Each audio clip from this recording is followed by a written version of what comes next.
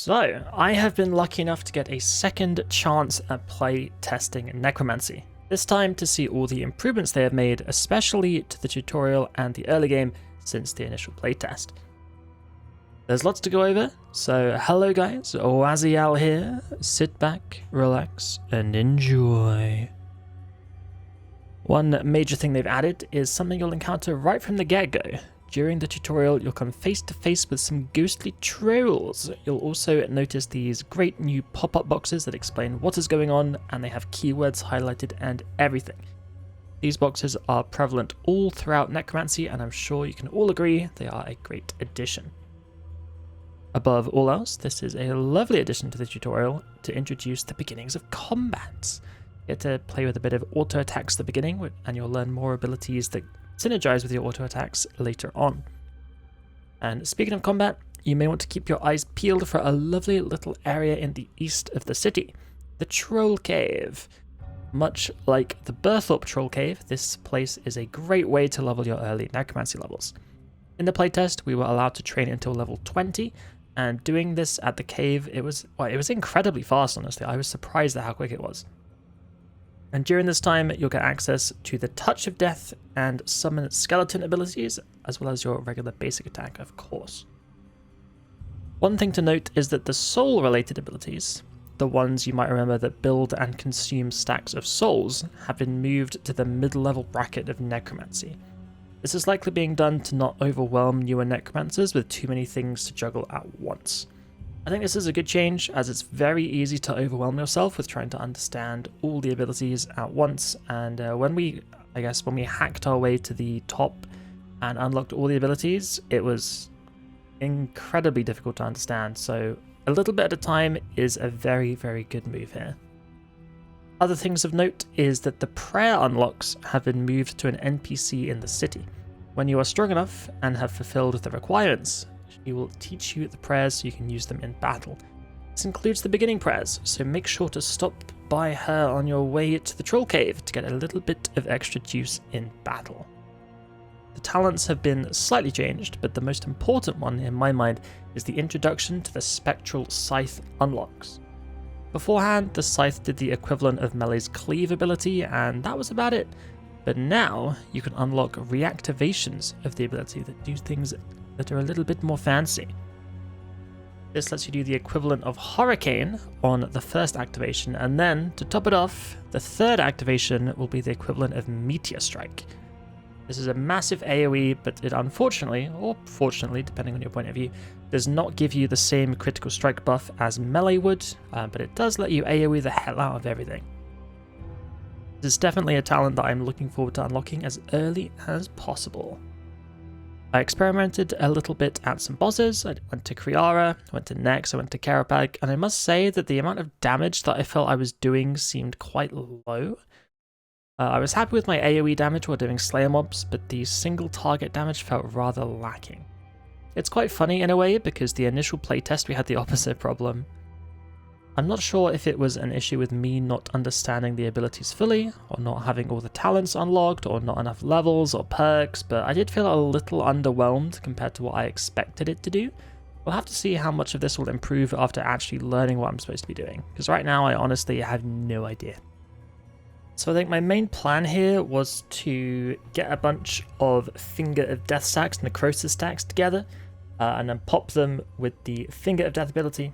So use Touch of Death to apply the stacks, then Finger of Death to pop the stacks.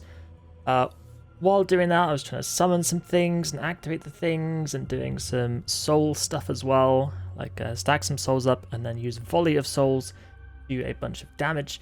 And I think near the end, I hope, if I remember correctly, I believe I got to 100% adrenaline, and then I used the new Death Skulls ability, which is surprisingly very, very good.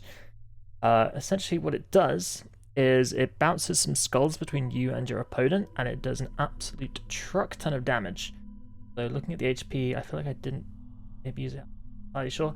But either way, something to look out for definitely is the Death Skulls, because it can do a massive amount of damage. There were times when I was in combat, I think a little bit later on, where I was seeing some very large hits in the like 5, 6, 7, 8, 9, 10,000 even. So definitely one to look out for there. So another boss I tried out was Kerapak, and I gave him a good go. I don't think I had all the talents unlocked at this point. I was very much lacking on that because we were trying to hack our way through the playtest to various levels. Obviously here I was level 99, so I had, I believe, tier 90 power armor and tier 90 weapons. But I didn't have all the talents because they were an absolute pain to unlock in the dev side. You've got to input like a bunch of commands into the dev console, and basically I was like there were literally like 30 commands I think there were. And I didn't want to put in that many, so I did some of them. The ones that I felt were kind of important, like the scythe unlock, although the scythe obviously not very good for single target, very much an AoE thing, so I'm kind of like spec'd into AoE a little bit more than I am single target, so I think my damage here was a little bit lower than I would have liked. However, I did manage to get a kill. I did forget to vuln the boss with vuln bombs because I forgot to bring them, but yeah, eventually the kill ended up being 3 minutes and 19 seconds in normal mode, which, gonna be honest, is a little bit slower than I would have liked. But again, it is probably the case that I, 1, didn't know what I was doing, 2, definitely didn't know what I was doing, and 3, did not have the right talents or armor perks or weapon perks or anything. So, you know, take the damage values with a grain of salt, I suppose, is a good way of putting it. But it was pretty fun. I did enjoy it, and I think it'll be better come release when we learn abilities one by one and actually properly know what they do, because I definitely summoned far fewer minions than I was supposed to, and I definitely did not use enough of the cool ultimate abilities such as Living Death and the was it the skulls? Well, I said them earlier, I forgot the name already, but the skulls that do a lot of damage, and Living Death, which like boosts everything and like your auto attacks and stuff. It's very, very cool. I'm sure you will see more info about that momentarily, or from other people, but still, yeah, it was pretty fun to do Kerapak, and yeah, I'm looking forward to doing it when I know a bit more about what is going on. All in all, I am very excited for Necromancy. The city is gorgeous, the quests and the story that flow through it are going to be amazing, and I look forward to coming face to face with Raziel himself. Hopefully you enjoyed this little preview, and I cannot wait for us all to experience Necromancy together.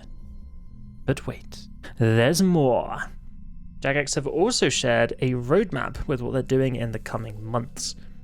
When Necromancy releases in August, they're going to be spending the entire month listening and implementing community feedback just to make the skill just as good as it can be. And I think that's fantastic. Like, having time to do that is incredible. And then after that, we have some kind of mystery update in September. I don't know what it is, but I'm curious as to what they have planned. And then we have the follow-along to the Fort Farinthri quest. Now, I didn't like the fort at all, really. I think a lot of you probably know that. But what I did love was the most recent quest, and I am very excited to see where that is going. I am surprised we're getting what seems to be a sequel so soon, and I imagine we won't get a new boss from the quest yet. But then again, we have the big guns, a new boss in November? My goodness, that was way sooner than I could have possibly anticipated.